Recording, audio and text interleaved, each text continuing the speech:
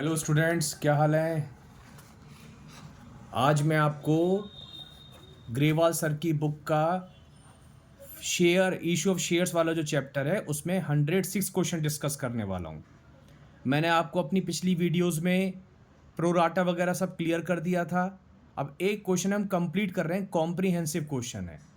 ठीक है, चलिए तो स्टार्ट करते हैं अपने इस क्वेश्चन को। समझना एक बार, तो पिछली क्लासेस भी रिवाइज होंगी और चीज़ें सीखने को भी मिलेंगी। पहले क्वेश्चन एक बार रीड करता हूँ। XYZ invited applications for issuing 50,000 equity shares, 100 each. Amount payable, application 3, allotment 4 and final call 3 rupees. Applications were received for 75,000 shares and pro rata allotment was made as. Pro rata का meaning क्या था कि company के पास demand ज़्यादा की आती है, company shares कम allot करती है और जो फालतू पैसा होता है उसे कंपनी अपनी नेक्स्ट कॉल पर ट्रांसफ़र कर देती है। और नेक्स्ट कॉल कौन सी होती है? अलॉटमेंट पे ट्रांसफ़र कर देती है। ठीक है, उसके बाद अब वो कह रहे हैं अलॉटमेंट इस तरीके से किया गया है। आप देख पा रहे हो यहां पर दो कैटेगरी बनी हुई है। एप्लीकेशंस वर रिसीव्ड 75,000 शेयर्स के बाद applicants for 40,000 shares allotted 30,000 shares on pro rata basis, यानी कि जिन्होंने 40,000 शेयर्स मांगे उनको 30,000 शेयर्स दिए गए। तो एक रेशो आ रहा है 4:3 का, यानी कि जिन लोगों को इस कैटेगरी में बांटा डाला होगा तो उनको इस रेशो में बांटे होंगे। जिन्होंने 4 मांगे उन्हें 3 दिए, जिन्होंने 8 शेयर मांगे उन्हें 6 शेयर दिए। तो 40 वालों को 30 दे रहे हैं, एक कैटेगरी ये बना दी। और एक कैटेगरी 35 वालों को 20 दिए। तो अब अगर मैं इसका टोटल करूं तो इसका टोटल वही 75,000 आ गया ना, इतनी एप्लीकेशंस आई। और इसका टोटल करूं तो वही 50,000 आ गया, जो ऊपर लिखा होता है 50,000 शेयर्स इन्होंने इशू करे थे। तो बस एक साथ ना प्रोराटा करके इन्होंने दो अलग अलग रेशो निकाले, दो अलग अलग कैटेगरी बनाई। तो क्वेश्चन में कोई फर्क नहीं पड़ेगा, बस हमें यह देखना पड़ेगा कि जो बंदा पैसे नहीं दे रहा वो कौन सी कैटेगरी में है, तो उसके हिसाब से हम प्रोराटा इक्वेशन अप्लाई करेंगे। बस आगे चलते हैं। Ramu to whom 1200 shares were allotted. अब देखो लिखा है ना, out of the group applying for 40,000 shares, यानी कि पहले वाले ग्रुप में आ रहा है रामू जिसको शेयर्स अलॉट करे गए थे। फेल टू पे अलॉटमेंट मनी, हिज शेयर्स वर फॉरफिटेड इमीडिएटली आफ्टर अलॉटमेंट, उसके शेयर्स अलॉटमेंट के बाद फॉरफिट कर लिए गए। चलो यहीं तक करते हैं, पहले बहुत सारी बातें हो गई। तो पहली entry bank account debit to share application account. तो अब ये ध्यान रखना है उसमें इक्विटी शेयर्स है तो इक्विटी लगाना होगा शेयर्स के आगे, पर मैं फिलहाल लगा नहीं रहा हूं, है ना। जैसे बनेगी bank account debit to equity share application account. तो आप एग्जाम में इसका ध्यान रख लेना, शेयर के आगे आपको हर जगह इक्विटी लगाना होगा। तो कितने, पहली एंट्री किससे बनती थी? जितनी एप्लीकेशंस रिसीव होती हैं। और कितनी एप्लीकेशंस रिसीव हुई थी? 75,000। और एप्लीकेशन कितने की थी? 3 रुपए की एप्लीकेशन थी।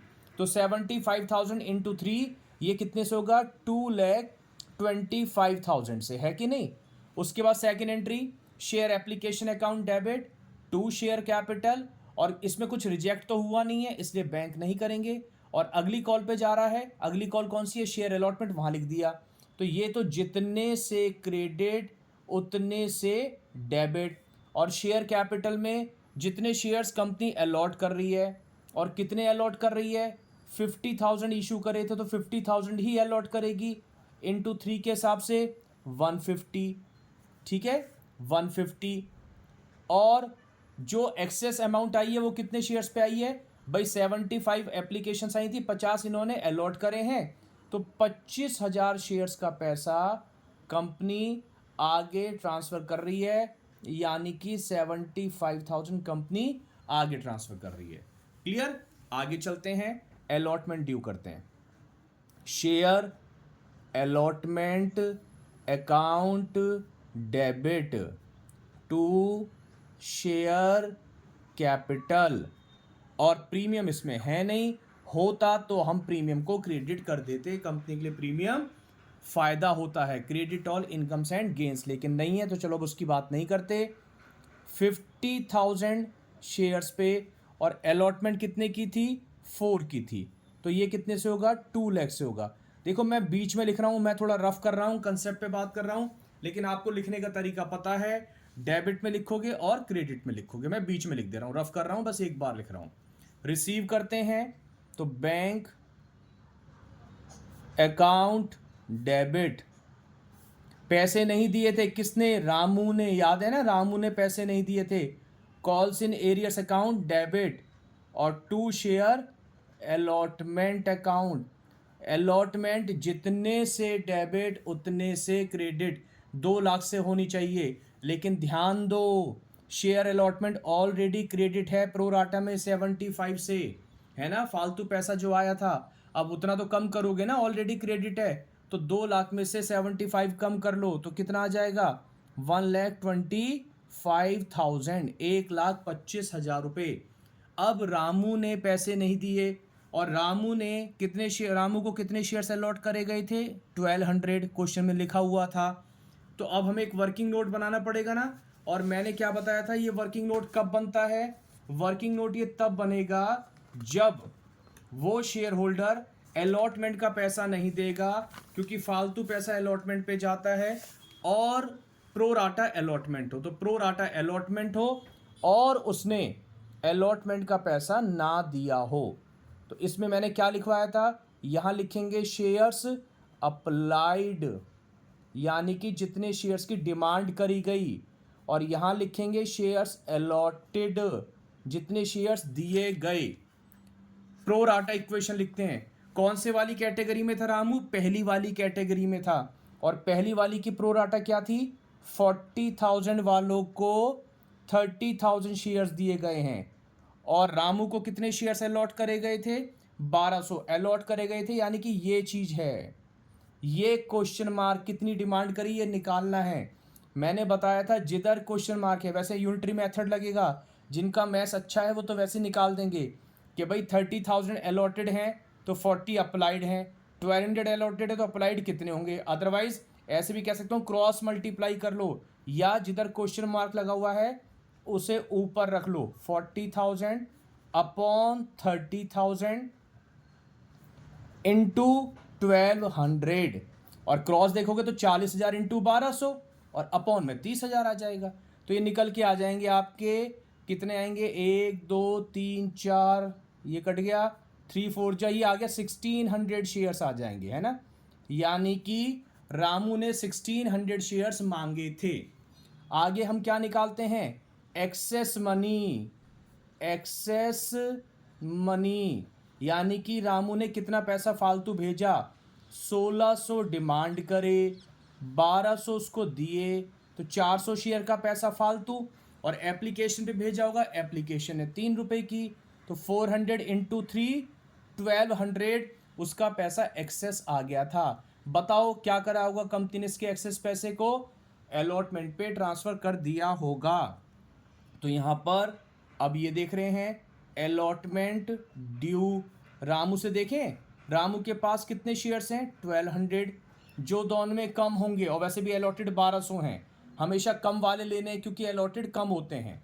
तो 1200 इंटू अलॉटमेंट कितने की थी? 4 रुपए की, तो कितने हो गए? रामू से 4800 आने थे। लेकिन रामू क्या कहेगा? कंपनी मैं तो आपको पहले कुछ पैसे भेज चुका हूं, एक्सेस मनी कितने रुपए? 1200 रुपये। तो आप वो एडजस्ट कर लो। तो 4800 आने थे, 1200 ऑलरेडी आ रखे थे, तो अब उसको कितने देने थे?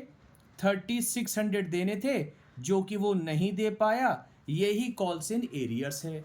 तो ये वर्किंग नोट कब बनता था? जब प्रोराटा होगा और वो अलॉटमेंट वाला पैसा नहीं देगा। अलॉटमेंट वाला मैं इसलिए बोलता हूं क्योंकि एक्सेस मनी कहां पर चली जाती है? अलॉटमेंट पे जाती है। अगर किसी और कॉल पे जाएगी तो फिर बनाना पड़ जाएगा सेम वे में। तो कॉल्स इन एरियर्स कितना आया हमारा? 3600 आ गया यहाँ पर, जो अभी हमने वर्किंग से निकाला।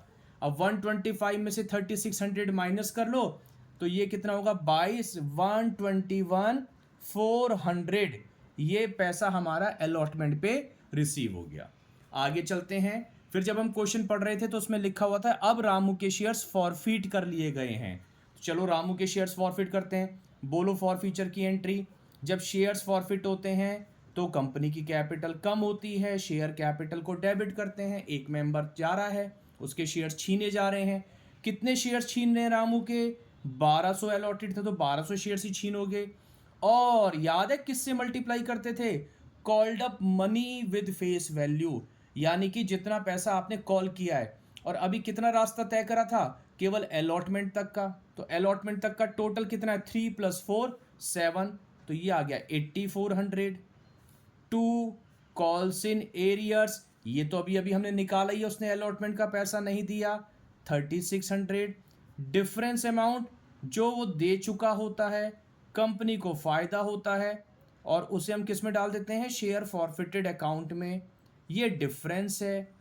तो 8400 में से 3600 आप कम कर लो, तो ये आ जाएगा आपका 4800। कितना आ गया? 4800। ठीक है, आगे चलते हैं। अब क्वेश्चन को आगे पढ़ते हैं। हमने यहां तक क्वेश्चन पढ़ लिया था, देखो उसके शेयर्स हमने अलॉटमेंट के बाद फॉरफिट कर लिए थे। अब आगे देखते हैं क्या कह रहा है। अब कह रहे हैं शामू हु हैड अप्लाइड, ध्यान देना बेटा, अप्लाइड लिखा है यानी कि उसने इतने मांगे थे 700 out of the group applying for 35,000 shares. देख रहे हो, वो ग्रुप बता रहे हैं। अगर 2-2 3-3 ग्रुप होते हैं तो उन्हें ग्रुप बताना पड़ता है। तो इसमें वो सेकंड वाले ग्रुप में आ गया। तो ये रहा सेकंड वाला ग्रुप भी मैं दिखा देता हूँ। हालांकि क्वेश्चन आप लोगों के पास भी होना चाहिए, वरना आप इसकी फोटो ले लेना। तो applicants for 35,000 shares were allotted 20,000 shares on pro rata basis. तो ये सेकंड ग्रुप था ना। तो वो कह रहे हैं ये जो शामू है सेकंड ग्रुप में है, फेल्ड टू पे final call, first and final call. First and final का मतलब होता है पहली भी यही है और आखिरी भी यही है, मतलब यही कॉल है लास्ट। उसके शेयर्स हमने और फॉरफिट कर लिए, his shares were also forfeited. चलो पहले इतनी कहानी कर लेते हैं। आप पहले फाइनल कॉल ड्यू करें। चलो फाइनल कॉल ड्यू करते हैं।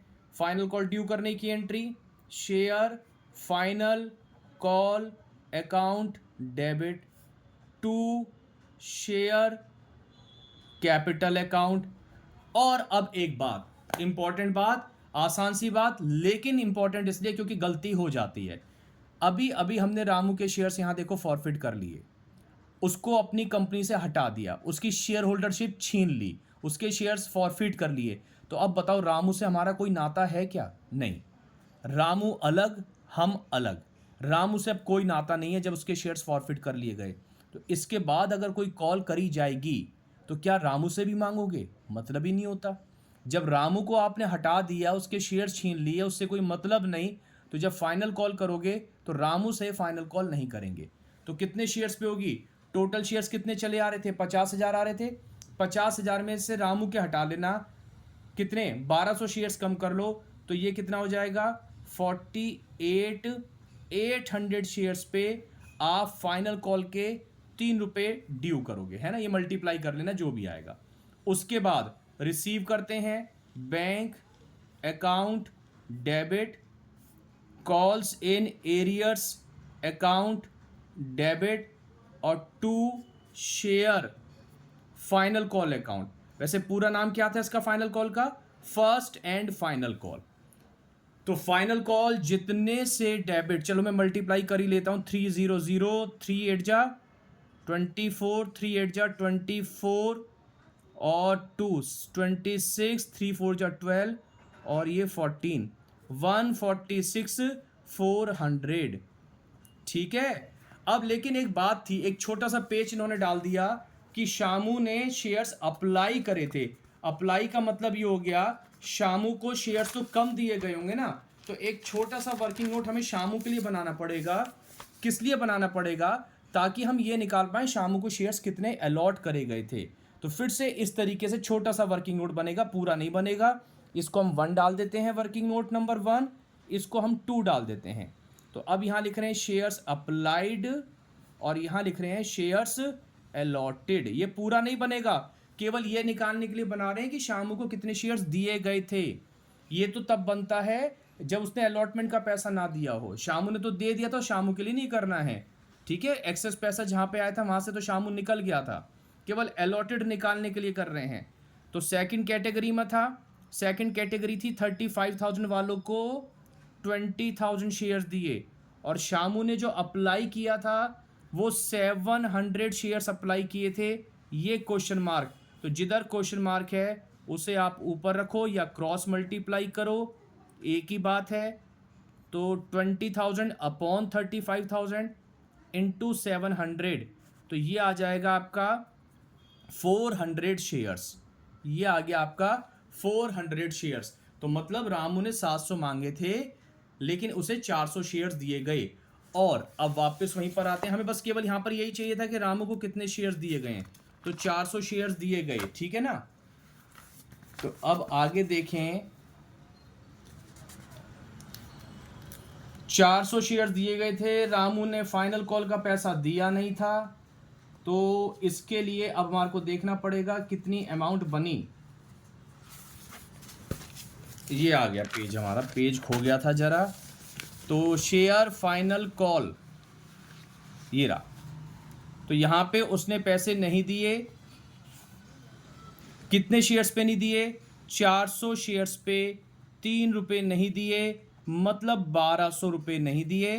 तो 146 400 में से 1200 कम कर लेना, बाकी अमाउंट आप लोग यहां लिख देना।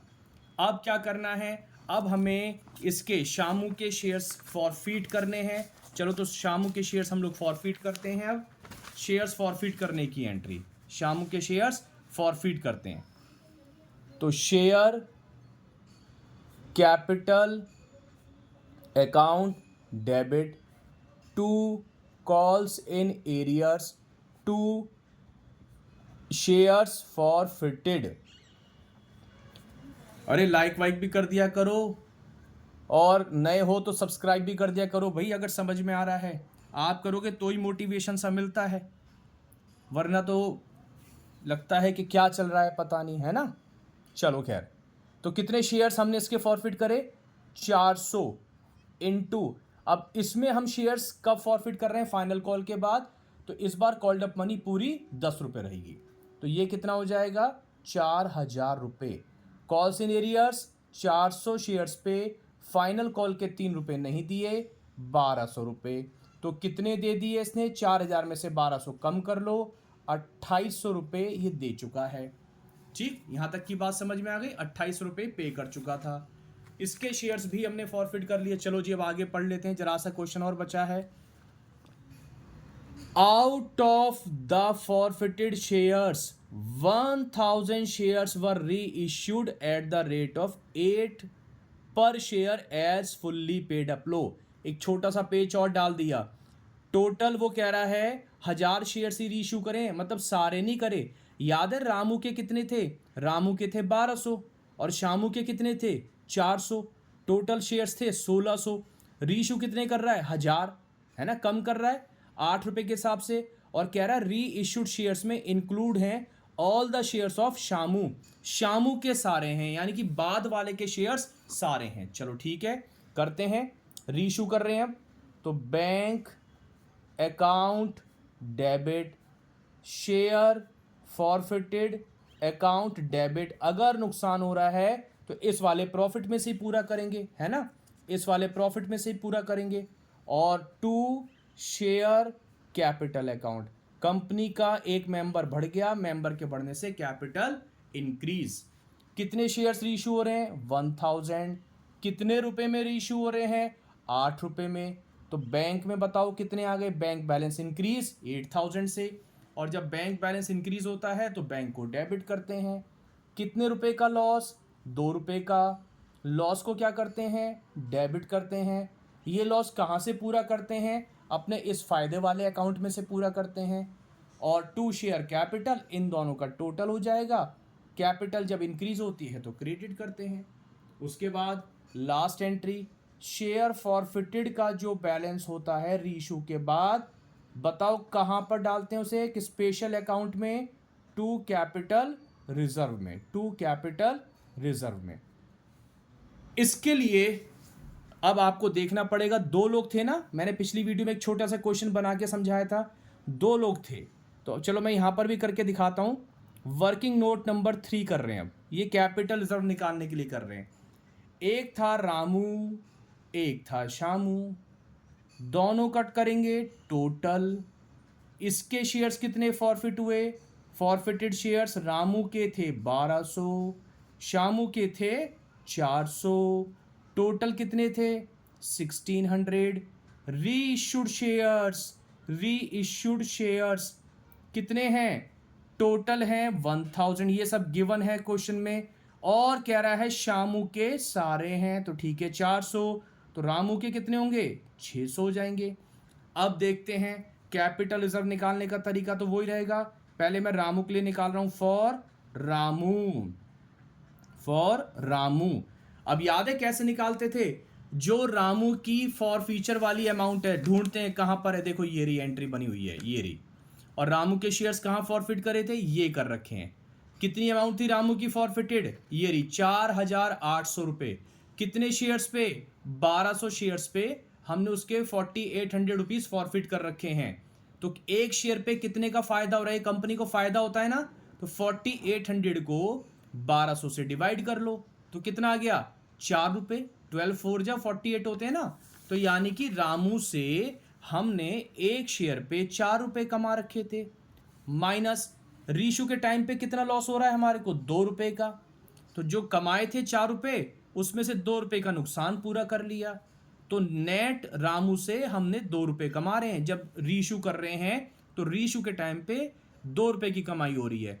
और रामू के कितने शेयर्स रीशू हो रहे हैं 600, तो 600 शेयर्स पे कितनी कमाई हो रही होगी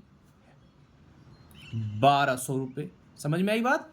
फॉर फीचर वाली एंट्री से एक शेयर पे देख लो कितने पैसे आए, माइनस लॉस माइनस कर लो रीशू वाली एंट्री से, इस वाली एंट्री से, और जो बचा वो नेट आ जाएगा कि नेट हम इतना कमा रहे हैं एक शेयर पे, तो 600 पे जो रीशू करें कितने कमा रहे हैं। ये मैंने बोला था कई बार आपसे एक नंबर में भी पूछ सकता है। सेम प्रोसेस हम शामू के लिए करते हैं। अब शामू की फॉर फीचर की एंट्री देखते हैं। तो शामू की फॉर फीचर की एंट्री देखो, ये रही 2800 रुपये हमने शामू से कमाए। कितने शेयर्स पे, 400 शेयर पे। तो बताओगे एक शेयर पे कितना कमाया 2800 डिवाइडेड बाय 400, यानी कि एक शेयर पे हम 7 रुपये कमा रहे हैं। लॉस कितने का, लॉस तो वही 2 रुपये का, इसके शेयर्स भी तो 8 रुपये में बिके हैं। तो एक शेयर पे कितना कमाया, शामू के एक शेयर पे हम 5 रुपये कमा रहे हैं। और हमने शामू के कितने शेयर्स रीशू करे हैं 400 बेचे हैं, तो 400 शेयर्स पे हम कितना कमा रहे होंगे 2400 इंटू 5। तो इसका अगर हम टोटल कर लें तो टोटल जो कैपिटल रिजर्व में चला गया रीशू के बाद वो आया हमारा 3200, और ये अमाउंट 3200 हम यहाँ पर लिख देंगे। तो आई होप ये एक अच्छा क्वेश्चन था जो आपको समझ में आया होगा। अगर आया है तो प्लीज़ लाइक कीजिए, शेयर कीजिए, सब्सक्राइब कीजिए अगर नए हैं तो। मिलते हैं अगले किसी वीडियो में और अब कुछ नए टॉपिक के साथ। तब तक के लिए स्वस्थ रहो, मस्त रहो। Thank you.